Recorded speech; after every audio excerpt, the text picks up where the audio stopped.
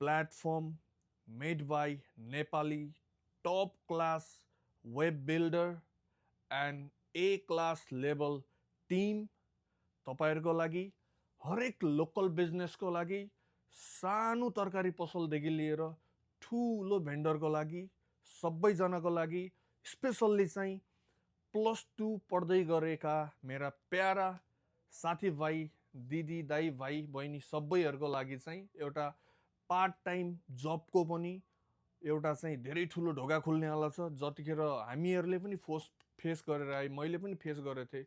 College जानु छ, आउनु छ, प्लस आफैले कमाएर पनि खर्च गरौँ, एक दुई केही पैसा घरतिर पनि दिउँ, एउटा रहर हुन्थ्यो त्यो बेला भने चाहिँ। Available options are almost none के हुन्छ नि।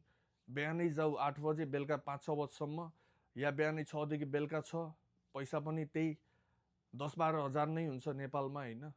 यो मेन प्रब्लम चाहिँ त्यहाँ देखेँ के, एउटा चाहिँ ठ्याक्क जतिखेर डेभलपिङ एज हुन्छ नेपालमा त्यो वातावरण छैन, प्लस लोकल बिजनेसहरूले पनि त्यो खालको रेकग्नाइजेसन र अनि एउटा चाहिँ अनलाइन सम्बन्धी खासै ज्ञान छैन। यो दुईटा प्रब्लमलाई चाहिँ हामीले चाहिँ सल्भ गर्न लागेको अलमोस्ट बिन 3 इयर्स हैन। यो प्रोजेक्टको चाहिँ 5 वर्ष भयो। 3 इयर्सबाट हामी भित्री एकदम स्टडी गरिरहेको थियौँ।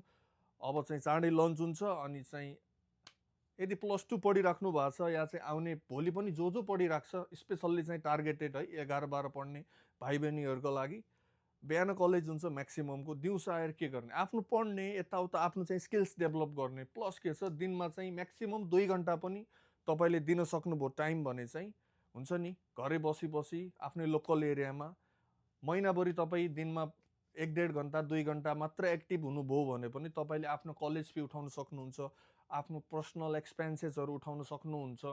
यदि राम्रो भयो भने त झन् तपाईले सेभिङ गरेर घरमा पनि हेर्न सक्नुहुन्छ।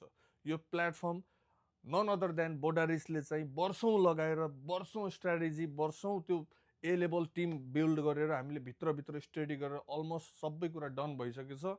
अब जुन दिन हामी अनलाइन जान्छौँ, we will definitely inform you that हैन।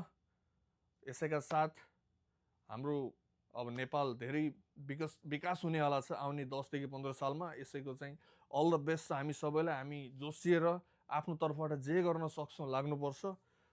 त्यही हो, अब चाहिँ अनलाइन चाहिँ युज पनि गर्नुपर्छ, आफ्नो समय पनि बचाउनु पर्छ। अनि वेलकम टु बोडारिस गाइज, द्याट्स माई टाइम।